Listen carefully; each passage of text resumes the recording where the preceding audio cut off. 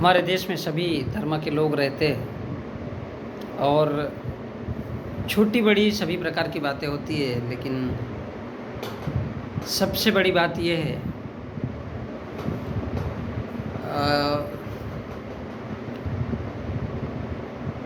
सबसे बड़ी बात यह है कि हर बच्चा एक वैज्ञानिक के रूप में पैदा होता है, लेकिन हम उसे जैसे ही बड़ा होता है तो जानवर बना देते हैं।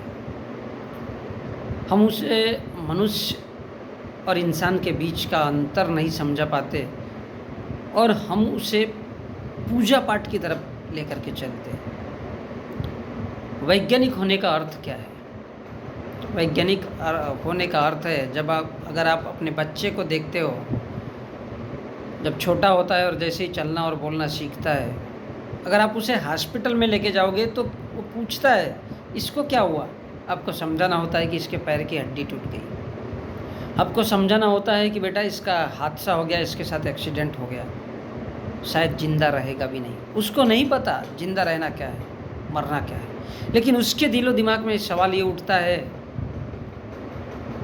कि अगर उसके पैर की हड्डी टूटी तो ये क्या होता होगा, जानना चाहता है। जब वो इसी प्रकार से घर आते तक सैकड़ों सवाल कर चुका होता है और माँ बाप घर आने के बाद में एक अगरबत्ती और पूजा पाठ सिखाते तो उसका दिमाग वहीं से शून्य बनना चालू होता है।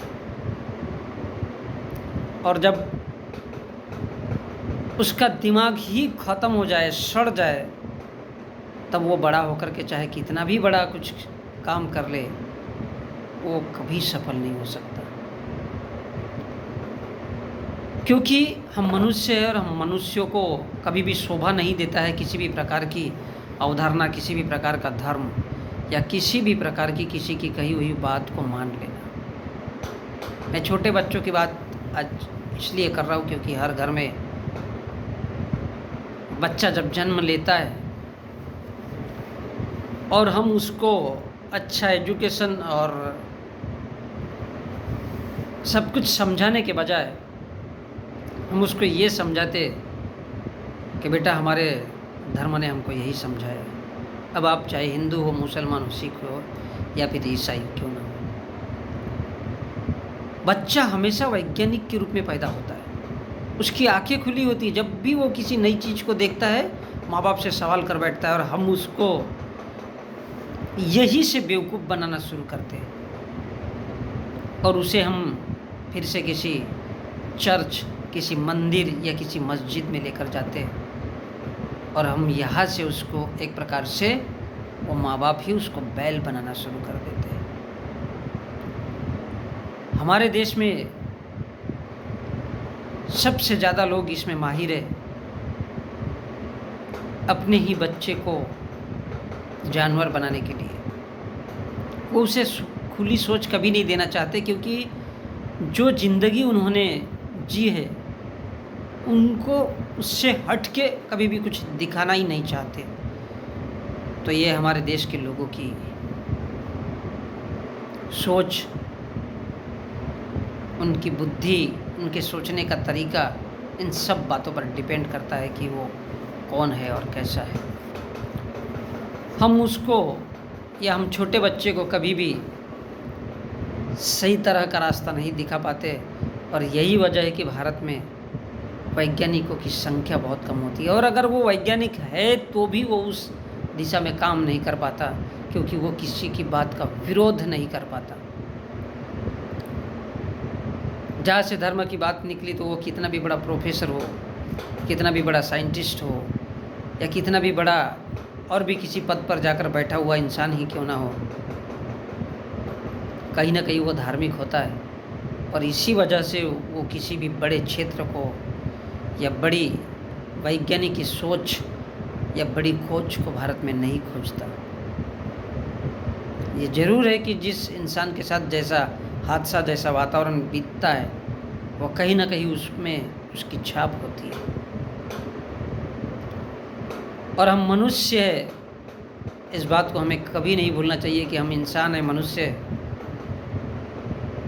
और यही सबसे बड़ी वजह रही है कि जानवरों ने बहुत ज़्यादा विकास, बहुत ज़्यादा मतलब विकास किया ही नहीं है।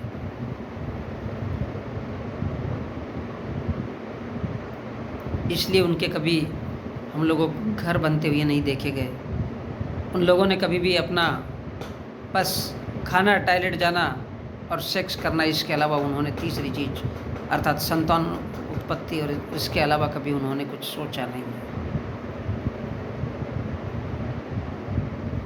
मैं ये बात इसलिए कह रहा हूँ क्योंकि हमारे देश में किसी भी धर्म का इंसान क्यों ना हो, कहीं ना कहीं वो अपने बच्चों को अंधकारमय जीवन बचपन में ही देना शुरू कर देता है। कहाँ से उसकी बुद्धि और बल का विकास होगा? ये हर माँ बाप का कर्तव्य होता है और होना भी चाहिए कि वो अपने बच्चे को किसी अंधभक्ति में डूबा हुआ देखना चाहेगा या फिर स्वतंत्र होते हुए, ताकि वो बैठे बैठे कल्पना कर सके कि आसमान क्या होता है, ये धरती क्या होती है और मनुष्य क्या होता है, जानवर क्यों ऐसे जीते हैं, पशु पक्षी क्यों ऐसे जीते हैं। इसके पीछे की वजह अगर आप बचपन में अपने बच्चों को अगर नहीं समझा सकते, मुझे नहीं लगता है कि आप इंसान हो या इंसान के रूप में पैदा हुए हो।